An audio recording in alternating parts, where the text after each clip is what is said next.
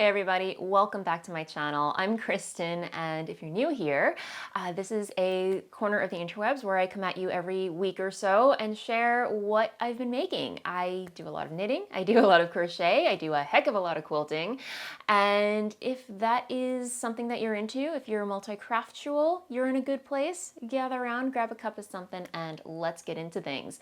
Yeah, just a couple of housekeeping notes. I have been doing a lot of thinking lately, and I want to say like towards the summer, instead of publishing a video every single week, I've kind of been sticking to a bi-weekly, fortnightly video publishing schedule, if you will. And I find that I really like that workflow because it does free up a lot more time for me to create, and it takes a little bit of the pressure off of, having to do this whole setup, record and edit every single week. It frees up a lot more time. So going forward, instead of having the goal of publishing a video every single week, I'm just going to publish a video every other week instead. So just to give you guys a heads up, to let you know when you can expect a new video from me. However, I will say, if for some reason, I don't know, you need your Kristen Voolenvine fix every single week, then I will say you can do that by becoming a member of this channel, because I do publish these things I like to call mini waffles, and I call them waffles because they are very, very casual vlogs. It's just me, during the week, plopping up my iPhone, hitting record, and sharing what I'm, basically just checking in with you, sharing what I'm getting up to during the week, craft-wise, life-wise. It's a fun and easy way for me to share my creative process with you. So if that's something that you think you might be into, do consider becoming a member by clicking the join button down below this video, or you can do that on the main page of this channel. And by becoming a member, you can also gain access to our private Facebook group, which I'll talk about later on in the episode. But yeah, just to let you guys know, that's what's happening going forward. I hope you're excited for that. I certainly am, because more making time is a good time. So anyway, all right, I have quite a bit to share with you. Let's start with, do we have some FOs? We have some FOs. I do have an FO to share with you this week, and that is a finished pair of socks, guys. Finally. And if you're just tuning in, my sock knitting mojo has kind of been in the dumps as of late, just because, yeah, for several reasons. Like, I just don't gravitate towards wearing socks very often. They're fun to knit, they're my favorite go-to project for socializing, which is why I cast these on in the first place. I can just go on autopilot. It's just stockinette in the round. I don't have to focus on what my hands are doing, and I can just chit chat back and forth with friends. Yeah, so that was my reason for casting these on. But the other reason is because I'm lazy when it comes to caring for my hand knit socks. I don't have the time or energy to hand wash all of my hand knit socks. It's just not going to happen. If I, knit socks, they're going in the washing machine and they're going in the tumble dryer, and that's going to be that. And unfortunately, even though sock yarn is, for the most part, mostly I find like with hand dyed sock yarn, even though it claims to be superwash, if you toss a pair of socks in the wash, they're gonna felt, they're gonna shrink, and they're gonna fade. Especially when you're especially through a lot of wear and tear. And then you're probably like, Kristen, why do you dye sock yarn? Because I do like this base. So again, this is my hand-dyed yarn, Voolenvine yarns, on my Footsie base, which is quote unquote my sock yarn base. And while it says sock, honestly, you can knit whatever you want with sock yarn. It doesn't just have to be socks. I've knit shawls with this yarn. It just has, the BFL content in here, I will say, it has a little tooth to it. It's not as next to skin as something like merino or cashmere. It's not scratchy, it's still very soft. It just has a little bit of a texture to it. So, while it does say sock yarn, you can knit sweaters. I would love to knit a sweater out of this yarn, actually. So that might be another project that I cast on soon. But yeah, I'm trying to think if there's anything else that I want to say about these. The pattern that I used is my pattern. It's nothing original. It's just a simple recipe for a basic pair of socks. The pattern is called My Favorite Socks, and it's a free download. I'll link to it down below. But yeah, if you're new to knitting socks, I did my best to kind of, the pattern, I will say, assumes that you know basic knitting stitches, you know how to cast on, and knit in the round. But if you've never knit a pair of socks before, I did my best to kind of like hold your hand and guide you step by step through the sock knitting process.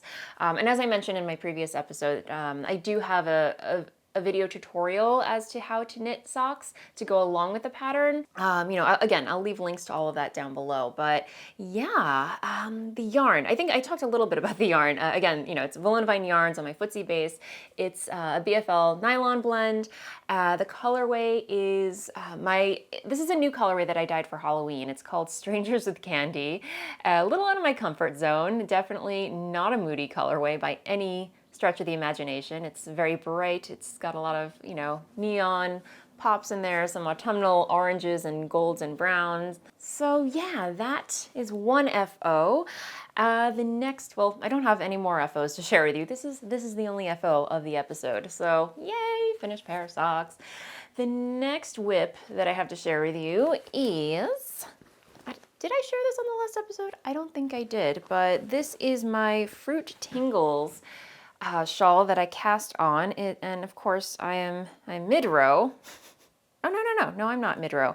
It was just tangled. But this is another pattern by Ambah O'Brien, and if you're not familiar, Margot the Mannequin. I didn't talk about what Margot the Mannequin is wearing this week just because I haven't had time to like change her costume. I feel like she's been wearing my Kismet pullover and that shawl for several weeks now, and it's time to give her a costume change. That'll happen in the next episode.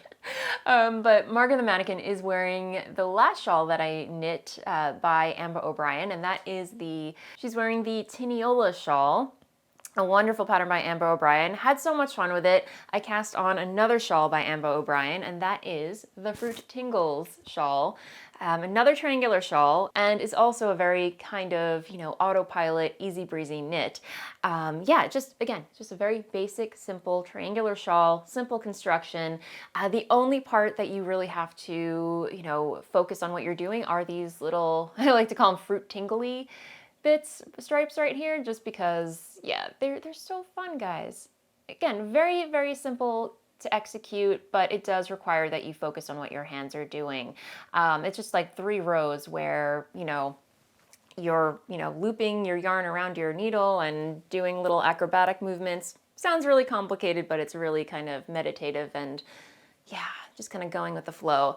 Again, really, really enjoying this pattern. I think what she had intended for this pattern in particular is to use up mini skeins for the, you know, these little stripes right here, which I personally think look like daisies. They're like little lacy daisy motifs. I don't know. This is gonna, again, like it's probably gonna block out to look really, really pretty. But yeah, I think she intended for the stripes to be knit out of mini skeins, you know, just because they don't require that much yardage and you can alternate different colors. I decided not to go the multicolor route and just stick to 2 colorways. So again, this is my hand-dyed yarns, Voolenvine yarns in my new Gosling base, which is a delicious blend of baby alpaca, superwash merino, and silk, my friends. And again, like this base is my new favorite just because, yeah, that alpaca and silk content just gives it such a nice drape. It has like a really nice sheen to it, and the alpaca kind of gives it a little subtle halo, and it's just so nice, guys. I love it. And the colorways that I'm using for the main color is my Weep colorway, which is a kind of like slate gray shaded solid, and then for the contrast color I'm using Phantom Hydrangea, which is kind of like, I don't know, I'll show it to you in the skein.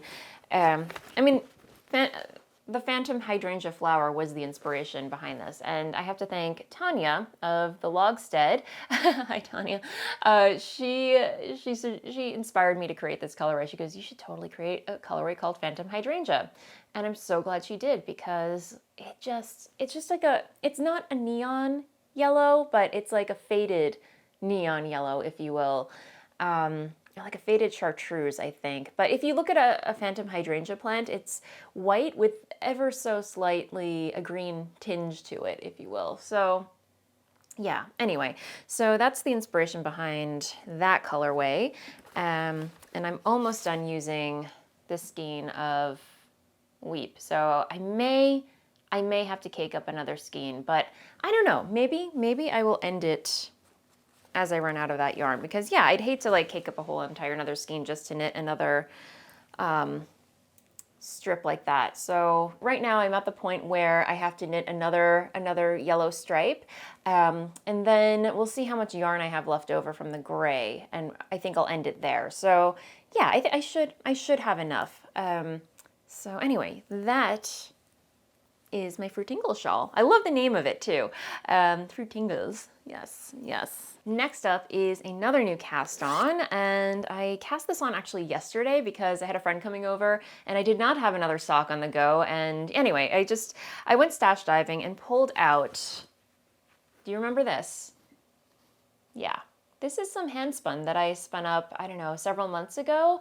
It's fiber that I purchased from the Woolly Witch on Etsy in her Chocolat colorway, and it's just like a really pretty, like lots of shades of chocolate and hints of purple and very subtle stellina, and yeah, just super pretty.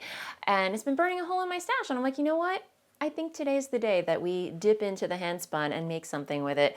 And I had other plans for it. I was going to use it as a contrasting color in a colorwork sweater, but I don't know. I was having second thoughts about it, and you know, just pulled it out of my stash and hopped on Ravelry and stumbled on a pattern that, you know, it's a very popular pattern. It's been around for a while. It's a free download, and that is the Age of Brass and Steam shawl, or I think there's a kerchief version and then there's a shawl version. And I'm knitting, I think I have enough yardage to knit the shawl version. Again, this pattern, I feel like it has been out for many years. I don't know, but I've never gotten around to casting it on, and I thought it would just be perfect for Handspun just because it's very simple. So here is where we are. Yeah, I'm making some progress on this, guys. I mean, given the fact that I just cast it on yesterday morning. And it's very similar to the Fruit Tingles shawl in that, you know, it's just a very simple triangular shawl, simple construction, very basic. And you just have rows and rows and rows of stockinette separated by these little lacy stripes. These stripes obviously are a lot more simple compared to the Fruit Tingles shawl. I mean, these are just simple yarn overs and knit two togethers. But I really think this pattern helps my Handspun to shine, to stick out. So yeah, I have to say, like, it's been a while since I've knit with my own Handspun. I think I've only ever knit one other shawl with fiber that I've spun before, and it's very satisfying, I have to say. And my hand spinning is not even at all. I mean, yeah, you can probably tell there's some like thick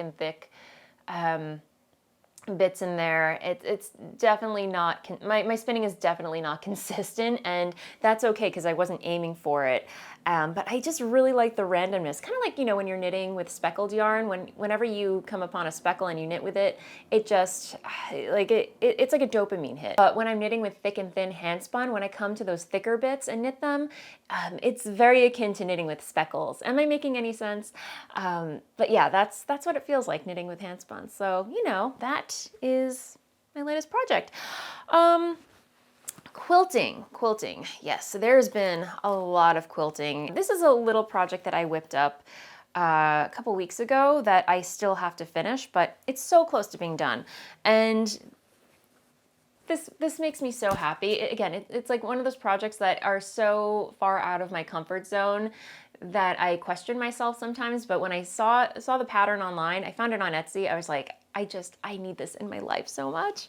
And anyway, we have this. I made a thing. This is a pattern that I found on Etsy. It is called Peckish. I'm blanking on the name of the designer, but I'll link to all the information down below. But when I saw this on Etsy, I'll stand up. When I saw this pattern on Etsy, I don't know, I apparently have a thing for chickens and roosters that when I saw it, I was like, I just have to have this in my life. I have to make this. And if you are thinking, Kristen, is that applique quilting? Yes. And yes, this was my first foray into applique quilting, and it's kind of fun. I mean, don't look too close because it's not perfect by any means. I'll, you know, zoom in. Like, look at that rooster tail. Yeah, that is super fun. I can't get over it. And the fabric that I used is fabric that I picked up from Murray's Fibers in Cape Cod. They had like a whole bin of, you know, basically choose your own adventure of fat quarters. So I just made a little, palette for myself, and yeah, I came away with like about 10 or 12 fat quarters of some batiks, mainly mauve shades, mauves, grays, blacks, and some blues in there. But there were colorways that just kind of spoke to me, so I bought them. And when I saw this pattern on Etsy, I immediately thought of this fabric. I think mainly because this cream fabric over here kind of reminds me of like chicken feed. I don't know. And then I also thought of this one right here just because it reminded me of a speckled hen. So anyway, I'm really happy with the way that this came together. And as you can see, I did do a lot of free motion quilting around the applique. And the only thing left to do is to quilt the border up here, like these flying geese. Yeah, so I'm still trying to decide what I want to do with that. Do I want to continue the meandering stitch that I did over here into that border, or do I want to just do some other kind of free motion quilting? And one thing that, again, not to, Tanya, hello, from the Logstead, she said that, which I thought was really clever, she said that these flying geese pointing towards each other, towards these squares, kind of remind her of the phases of the moon. So she suggested that, hey, why don't you just free motion quilt the phases of the moon, like just do a full moon here and then like half moons in each of the flying geese. And I thought that is such a brilliant idea. I mean, I'm still practicing my free motion quilting technique. Like I have to get good at, just making smooth lines. So I think I need a little bit more practice before I tackle something like that. So I don't know, I'm kind of putting this project on the back burner for now. The other idea that I had for it, which I started over here, and don't mind my little adorable Bella needle minder. I picked this up, in case you're curious, I got this from the Fat Quarter Shop online. She just kind of hangs out there and minds my little embroidery needles.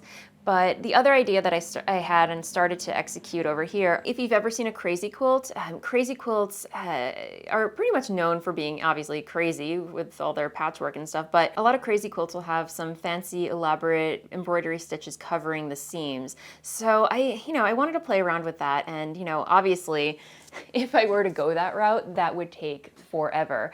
So I'm still debating whether or not I want to go the free motion quilting route or the embroidery route. Again, I'm going to let this marinate and, decide over time. But again, this was just such a really fun little project to tackle. And I'm trying to think what else I want to say. So again, for the applique, I did use a thing called Flexi Fuse, I believe. Yeah, it basically, you turn your cutouts, your applique cutouts, into little stickers, so it adheres to your backing fabric a lot easier. So it holds it in place, so you can stitch around and applique it to your piece, if that makes any sense. So that was helpful. But yeah, I will definitely be tackling applique in the future. The one thing that I will say that typically applique is done with a blanket stitch. However, my Juki can only do a straight stitch. It doesn't have fancy stitches. There are special computerized machines that offer a blanket stitch to go around your applique pieces. My Janome does have other stitches, doesn't have a blanket stitch. But anyway, I didn't let that hinder me. I just decided to go with free motion quilting all around each piece. And yeah, I actually just noticed I have to give them some eyeballs. And I'm gonna do that later on down the line with some little French knots, an embroidery stitch of French knots. So yeah, that's pretty much what I've been working on. Here's the back in case you're curious.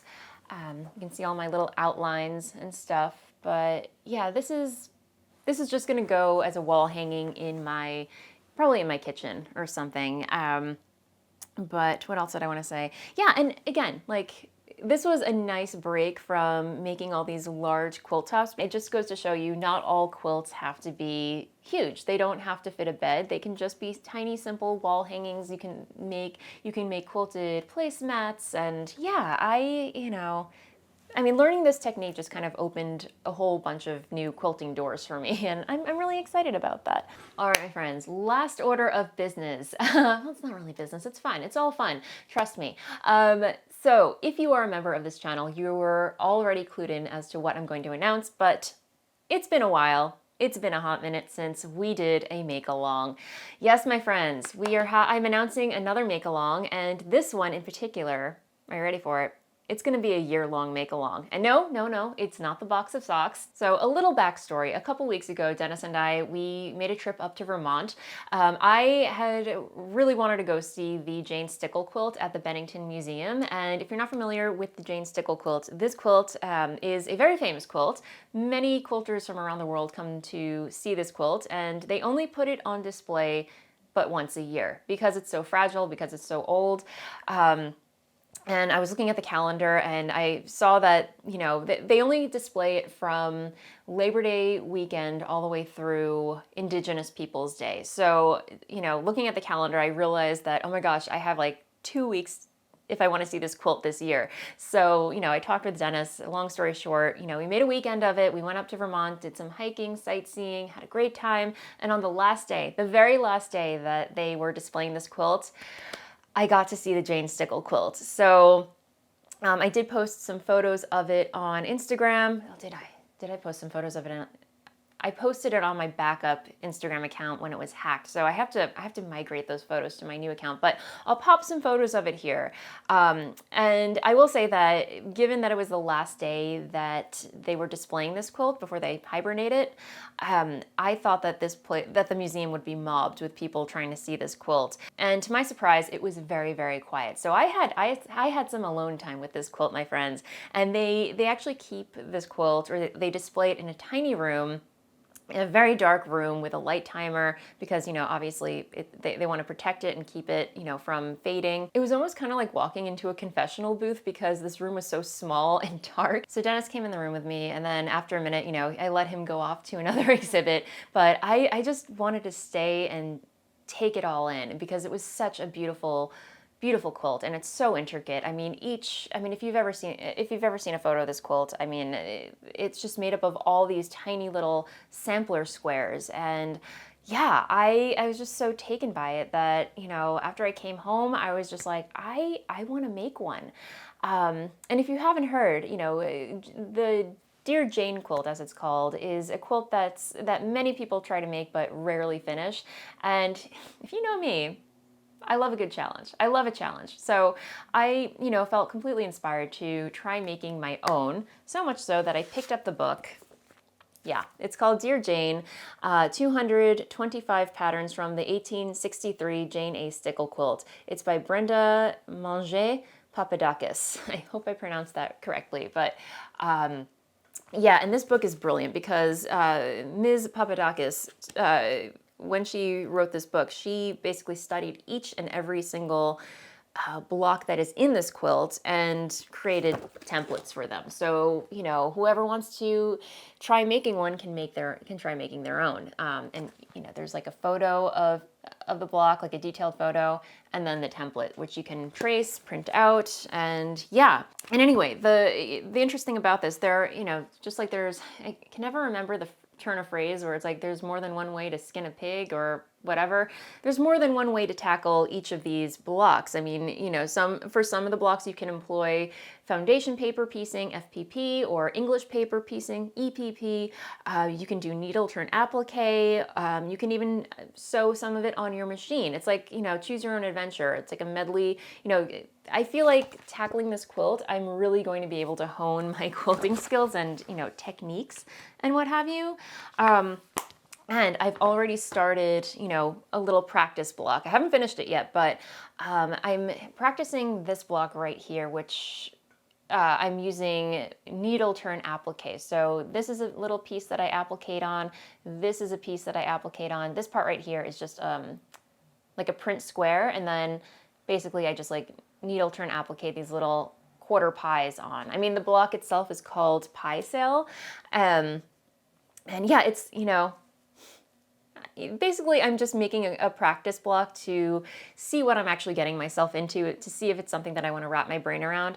But anyway, this whole project here that I'm talking about has inspired this make-along. And because this project is going to be such a big undertaking, I thought it would be cool to do a make-along where, you know, we take a year. I mean, this is going to be a year-long make-along where we tackle projects that have been, you know, on our bucket list, or a project that we've started you know, years ago but never got around to finishing it, like this is an opportunity to finish those projects. And I'm opening this Makealong up to any craft. So it can be a knitting project, it can be crochet, it can be weaving, it can be quilting, it can be garment sewing, whatever your craft is, you are welcome to join. And because I stink at planning, I haven't really thought of a proper name to call this Makealong or a hashtag. So I'll put a hashtag here at the bottom. That's what we're gonna use on Instagram to tag our projects. Whoever's partaking in this Makealong, you can use that to, you know, tag your projects and share them with others who are also partaking. And so I can see them and share them on the channel. If we need an extension, so be it, but I think it'll be a lot of fun. And while I'm opening this Makealong to everybody, when it comes to giveaway prizes, there will be giveaway prizes for this Makealong, but I am going to be limiting those to members of the channel. And I know that sounds really unfair, but the only reason I'm limiting giveaways to the Facebook group is because I want to keep things safe. Because in the recent past, when I've done giveaways here on this channel, it just opened things up to trolls and spammers. They were going into the comments telling people they won things when they really didn't, and then telling them to give their personal information out through like the Telegram app. It's just really scary stuff. So, you know, I've just made the decision to keep things safe. Giveaways are only happening in the private Facebook group. So, you know, another incentive to join this channel. Anyway, just a little PSA. Hopefully that will not deter you from not participating in the Makealong. It should be a really fun time, and I'm so excited to get going on this project, to start my Jane Stickle quilt and to see what you guys are making. Let me know in the comments down below if you are thinking about joining this Makealong, what projects you are thinking about tackling. Again, any long-term projects, any bucket list projects, like dream projects you've been dreaming about making, or projects that you started and just never got around to finishing it. Now's the time, guys. So hopefully this is something that you are interested in partaking in. And yeah, I have a funny feeling we're gonna have a lot of fun in the comments, and the community tab, I'm definitely gonna keep active and lively, you know, sharing whips and FOs. Again, if you do decide to partake in this Makealong, use the hashtag right here, and I will use that to, you know, feature some of the projects on the channel, share what you're making, and hopefully inspire others to make something epic, you know? So yeah, all right, guys, I have been waffling on for way too long. I hope you're having a wonderful weekend. Hopefully I'll get this video out over the weekend. And yeah, thanks so much, as always, for hanging out with me. If you're new here and you haven't already, feel free to like and subscribe down below. As I mentioned at the top of the episode, I am putting out videos for your viewing pleasure every other week, bi-weekly, fortnightly. And until the next video, happy making, and I'll see you next time. Bye.